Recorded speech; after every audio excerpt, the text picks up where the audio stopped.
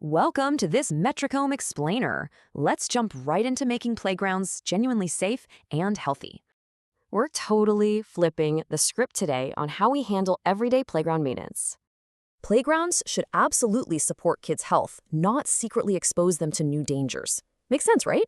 Shockingly, playgrounds are actually complex microenvironments exposed to extreme heat, dust, chemicals, and constant physical wear. Take heat. Without shade, a fun slide or rubber floor literally turns into a severe burn hazard. And dust? It's not just dirt. It's a highway for harmful particles, mold, and even pesticide residues. Then there's poor drainage. It actively breeds mosquitoes, toxic mold, and makes equipment rust way faster. Even soft rubber flooring can quietly leak dangerous heavy metals and microplastics right into the air. Crazy, right? We have to stop just waiting for accidents. Proactive daily checks are an absolute must. The game changer is locking down a strict routine maintenance plan. That's how you actually control these risks. Let's look at physical safety, our absolute first line of defense.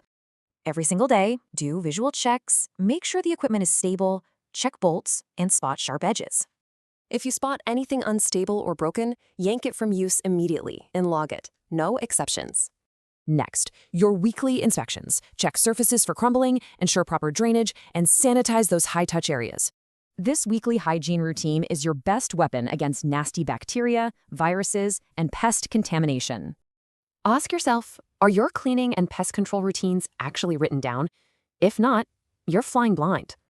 A truly safe playground needs a full system, tracking everything from smart design all the way to governance. Kids just need a safe space to be kids.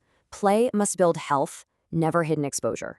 So, are you actually protecting them or just crossing your fingers? Let's commit to playing safe.